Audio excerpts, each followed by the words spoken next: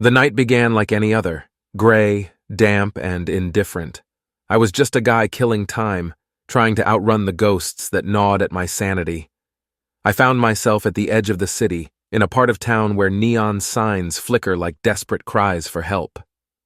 I don't know what brought me there, but I stood in front of a nameless door, paint peeling, hinges rusty.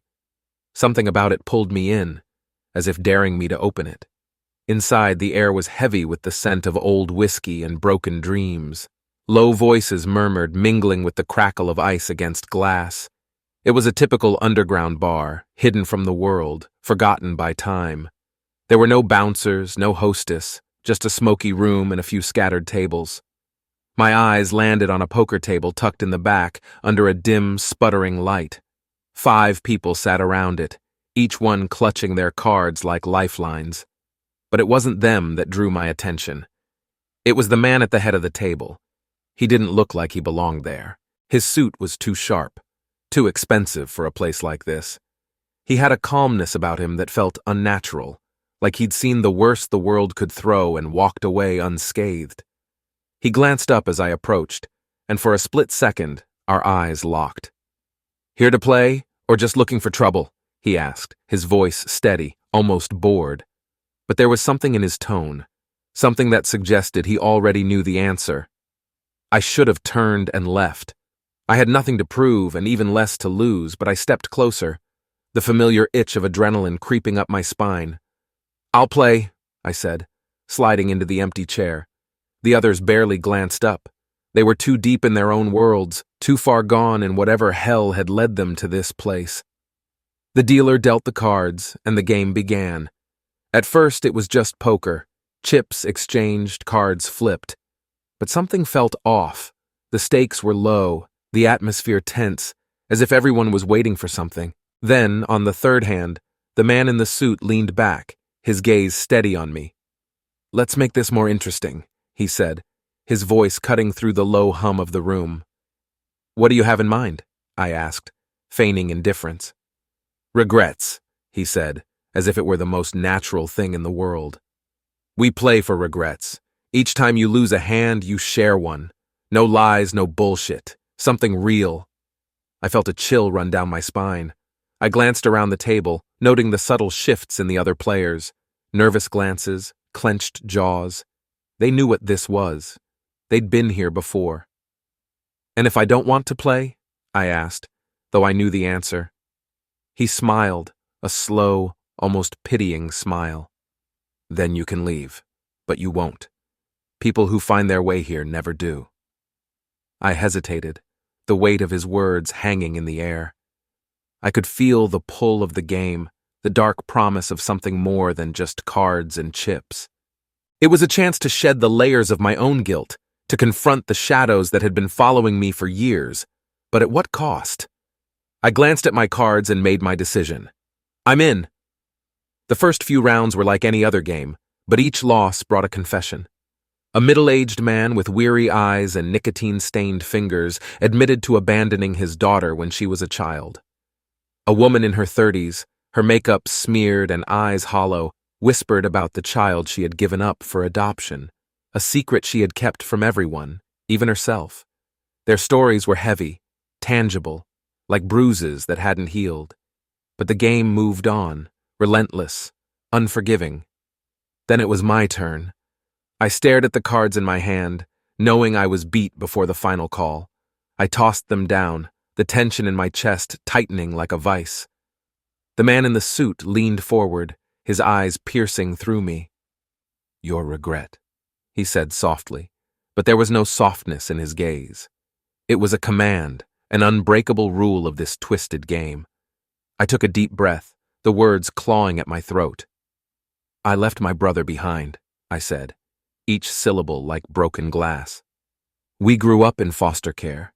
It was hell, but I got out, got a job, a place to live.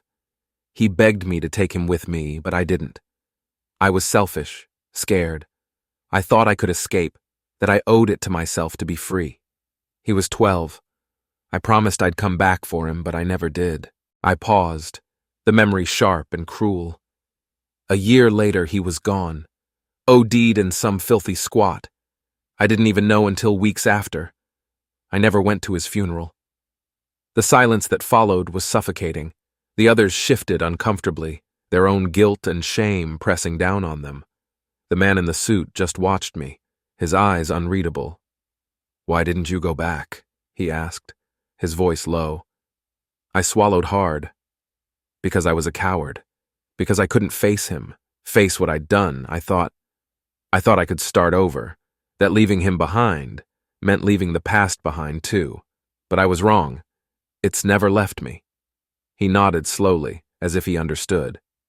"We all run from something," he said. "But it always catches up, doesn't it?" The game continued, each hand peeling back another layer of regret, another hidden scar. The man in the suit lost several hands, but he didn't speak, didn't share. I noticed the others growing restless, their eyes darting to him, waiting. They wanted to hear his story, to know what drove him to this place. But he kept his silence, his calm exterior unbroken. Then, a man in his 50s, his hair thinning and his eyes sunken, lost a hand. He was a regular, it seemed, and the others turned their attention to him. "What's your regret, Ted?" the woman asked, her voice tinged with a strange mix of empathy and bitterness. Ted sighed, his shoulders slumping as if the weight of the years had finally broken him. "I ruined my best friend's life," he said, his voice thick with emotion.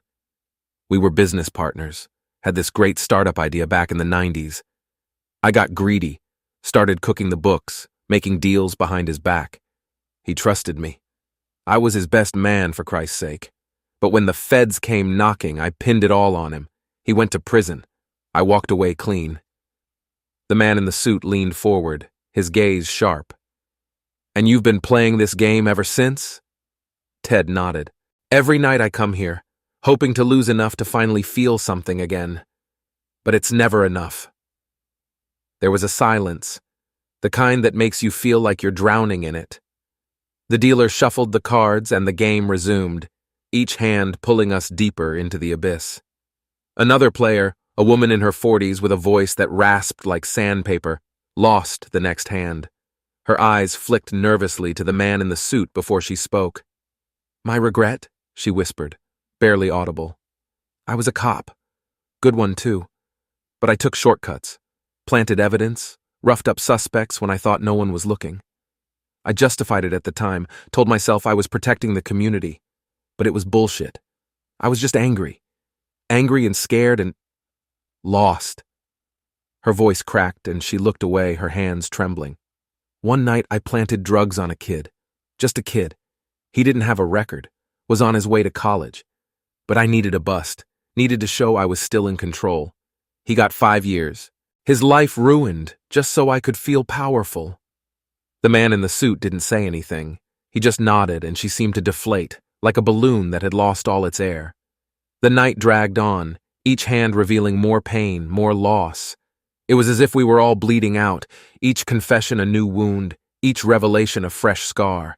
But still, the man in the suit remained silent about his own past, until the final hand. He lost, and the room seemed to hold its breath. He placed his cards down, his hands trembling ever so slightly. He looked at each of us in turn, his eyes lingering on mine before he began. "I was a surgeon," he said quietly. "One of the best. People trusted me with their lives, their futures, and I thought I was invincible. I thought I could fix anything, anyone, until I couldn't."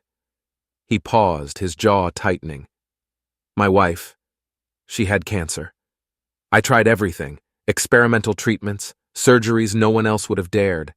I pushed her, pushed us, beyond any reasonable limits.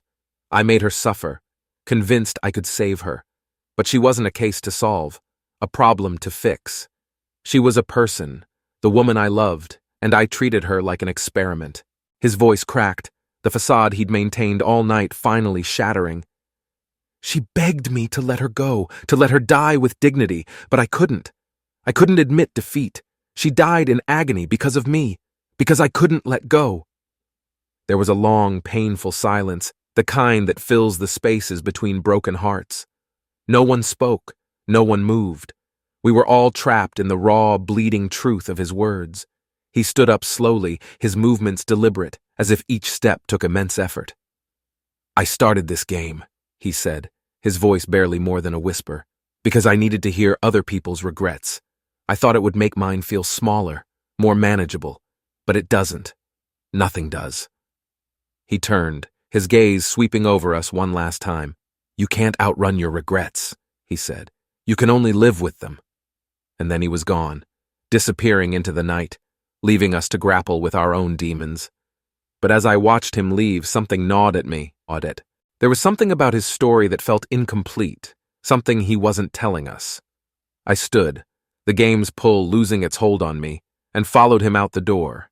He was leaning against the wall, his back to me, his shoulders hunched, as if the weight of the world was pressing down on him.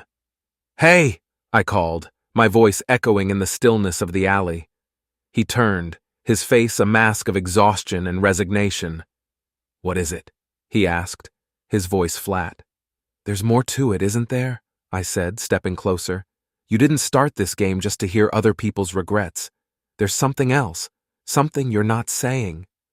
For a long moment, he just stared at me, his eyes searching mine as if trying to decide whether to trust me with whatever truth he was hiding. Then, with a heavy sigh, he spoke. "You're right," he said, his voice hollow. "I didn't start this game for myself. I started it for him." "Him?" "My son," he whispered, the words barely audible. "I had a son, David. After my wife died, he couldn't handle it. He was too young, too fragile. He started acting out, getting into trouble. I tried to help him, tried to be there for him, but I was still wrapped up in my own grief, my own guilt. I failed him." He looked away, his eyes glistening. "One night he went out with some friends, got drunk, high, whatever kids do when they're trying to numb the pain. He stole a car, crashed it, killed himself and 2 other kids. And it was my fault." His voice broke, and he turned away, his shoulders shaking. "I wasn't there for him. I couldn't save him, just like I couldn't save her. So I started this game, not to punish myself, but to try and find someone, anyone, who could tell me that what I did wasn't unforgivable. That I could find some way to let go." He laughed bitterly, the sound harsh and grating. "But it's all bullshit, isn't it? You can't let go. You can't forgive yourself. You just carry it, every day until it crushes you." I stood there not knowing what to say. The truth was, there was nothing to say. No words could ease his pain. No platitudes could lighten his burden. "But you keep coming back," I said finally, my voice quiet. "Why?" He shrugged, his eyes distant, lost. "Because maybe, just maybe, I'm hoping that one day I'll meet someone who has a regret so terrible, so unbearable, that it makes mine seem small, and then maybe I'll feel like I'm not the worst person in the world." His words hung in the air, heavy and raw, and for the first time, I saw him not as the enigmatic, unflappable man who had run the game, but as a broken soul, grasping desperately for something that would never come. "I don't know if you'll ever find that," I said, my voice barely more than a whisper. "But I do know that you're not alone. We all have regrets. We all carry things that haunt us. And maybe that's enough. Just knowing we're not alone."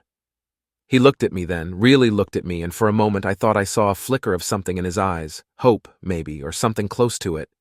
But then it was gone, replaced by the same weary resignation. "Maybe," he said softly. "Maybe." With that, he turned and walked away, his silhouette swallowed by the darkness of the alley. I stood there for a long time, listening to the silence, feeling the weight of his words, his pain. I didn't know if he would ever find the peace he was looking for. I didn't know if any of us would. But as I turned and walked back into the night, I realized that maybe it didn't matter. Maybe the point wasn't to find peace or redemption, but to keep going, to keep trying, even when it seemed impossible. And maybe, just maybe, that was enough. For tonight, at least, it was enough.